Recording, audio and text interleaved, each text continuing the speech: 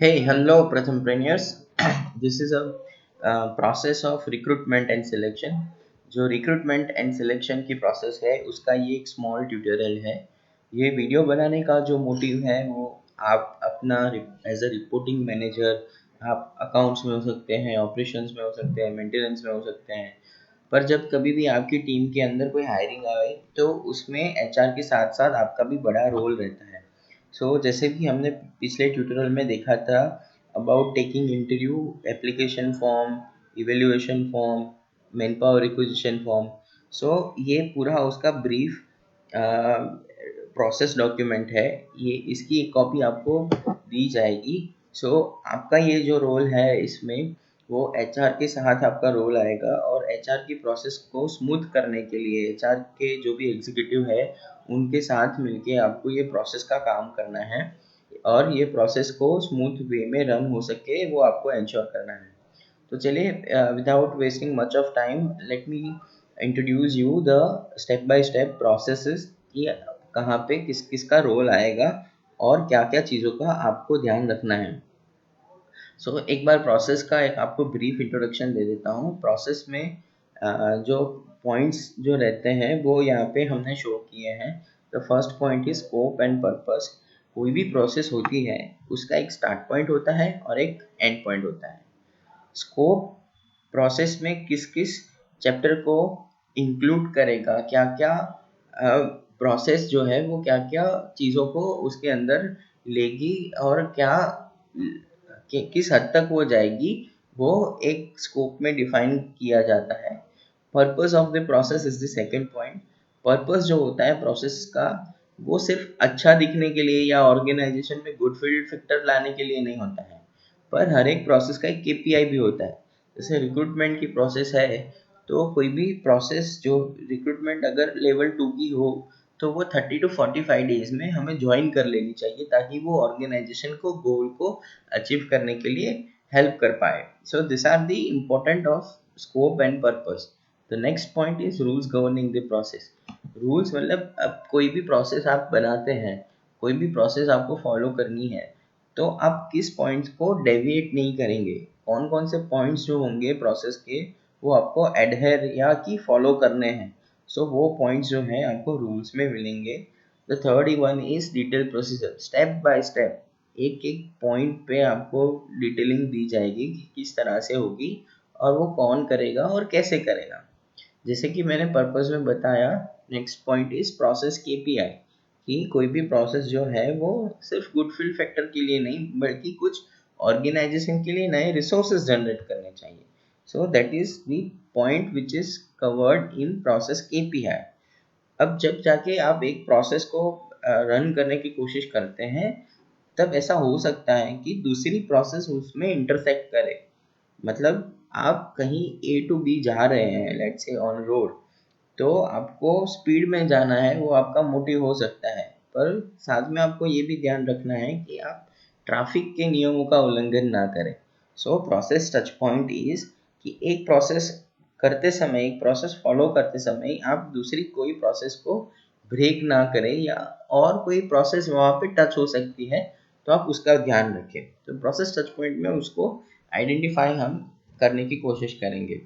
The next point is flow chart. Flow chart means जो भी आपकी प्रोसेस है उसको आप ग्राफिकल फ्लो डायग्राम में आपके पास रखते हैं ताकि जो भी प्रोसेसेस है अगर आपको पूरी बुकलेट आपके साथ में रखनी है तो आप सिंपली उसकी एक प्रिंट आउट निकाल के आपके डैशबोर्ड पे या कहीं पे आप उसको रख सकते हैं।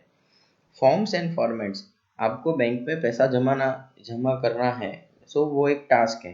तो वो टास्क को कंप्लीट करने के लिए बैंक आपके पास एक फॉर्म जो है वो फिलअप करवाता है।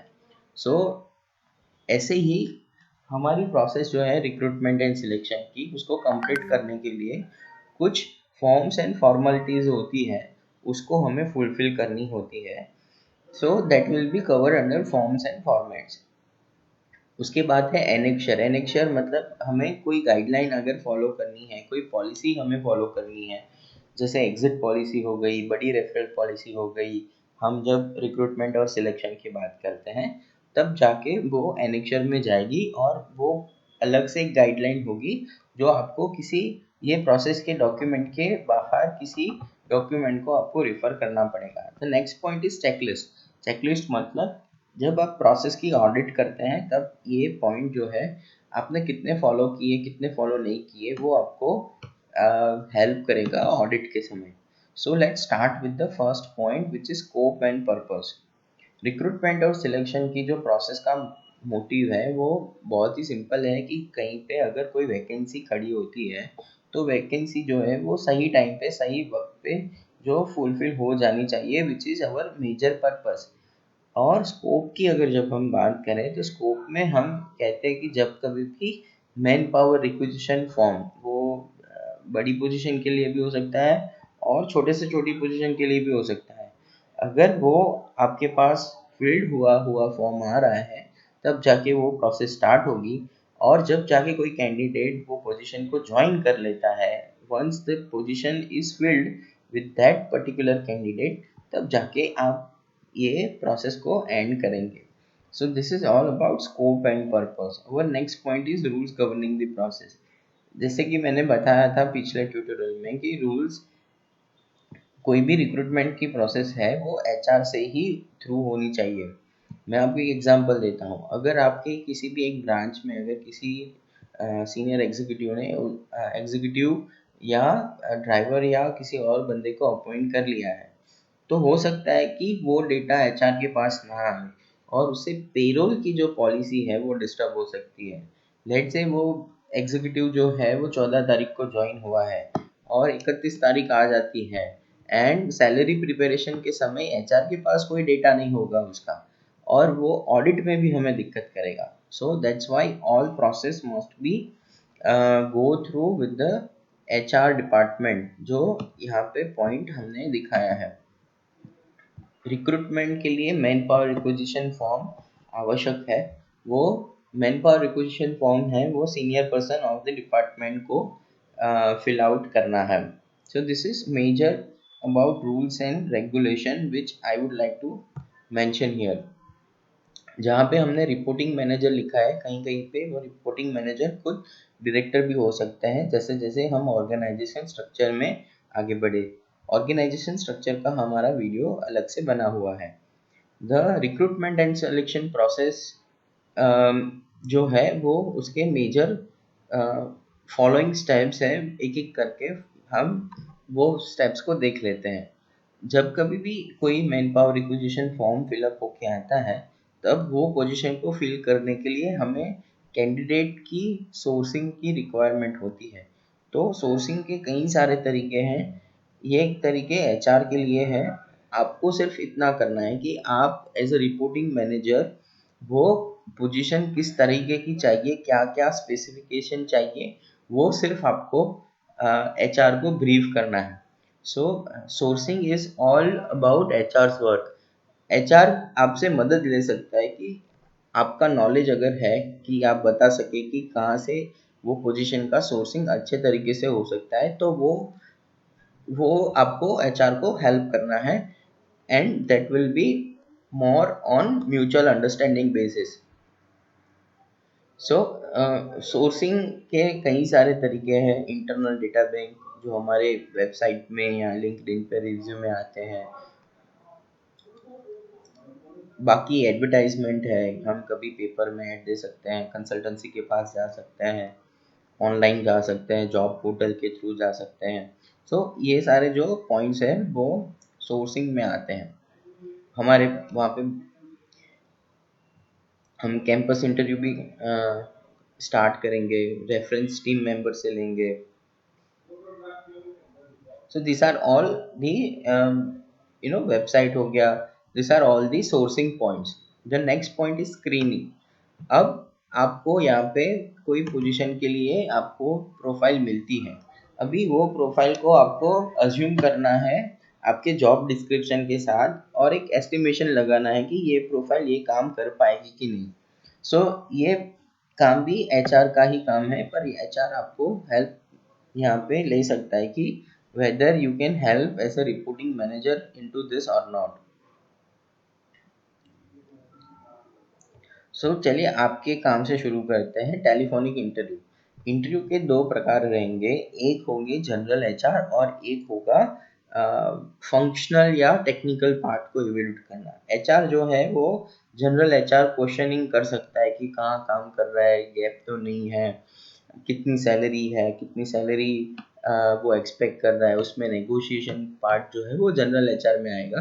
पर सीनियर पर्सन को ये इंश्योर करना है कि जॉब जो करना है, जो टास्क हमें फुलफिल करना है, तो वो असेसमेंट उनको करना है कि ये जो नया कैंडिडेट है वो काम करने के लिए कितना कैपेबल है और कितना कैपेबल नहीं है। और इसके लिए आपको एक अच्छे से टाइम पे कोऑर्डिनेट करके एचआर से टाइम आपको देना है, और आपकी टीम जो स्ट्रांग बने, आपकी टीम का परफॉर्मेंस, आपके डिपार्टमेंट का परफॉर्मेंस इम्प्रूव हो, उसके लिए आपको इंश्योर करना है कि आपकी टीम में अच्छे लोग आए।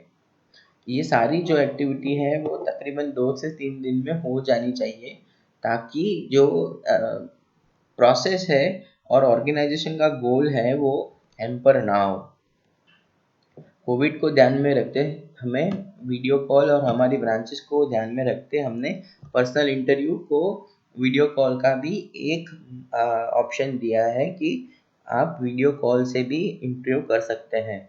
और ये प्रोसेस के दौरान भी आपको एचआर के साथ ही ये काम करने में आपके रिकमेंडेशन आपको एचआर को देनी है आफ्टर इंटरव्यू। आप इवेल्युएशन फॉर्म बिल्कुल भरेंगे, और वो इवेल्युएशन फॉर्म में आप जो भी कैंडिडेट की आपकी फीडबैक है वो आप कैंडिडेट के फीडबैक वहाँ पे एचआर के साथ शेयर करेंगे। So this is all about your role. Now it comes to joining. अगर जब कैंडिडेट ज्वाइन हो जाता है तब जाके फिर से एज अ रिपोर्टिंग मैनेजर आपकी रिस्पॉन्सिबिलिटी आएगी उनको ऑनबोर्ड करने में, उनको आपके डिपार्टमेंट में लाने के लिए और उनको फंक्शनलाइज बनाने के लिए। So this is the major part of recruitment and selection process. ये प्रोसेस के केपीआई है, वो KPI it's more on HR part, but आपको इंश्योर करना है कि आप जो कोऑर्डिनेशन में एचआर को हेल्प करे।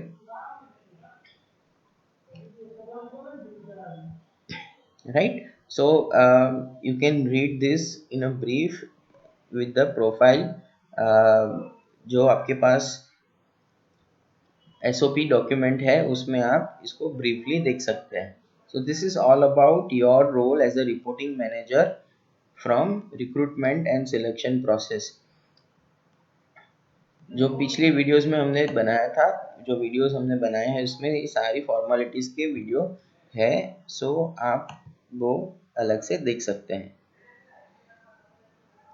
दिस इज़ अबाउट चेकलिस्ट की इतने सारे पॉइंट्स जो है वो फुलफिल हुए हैं कि नहीं हुए हैं।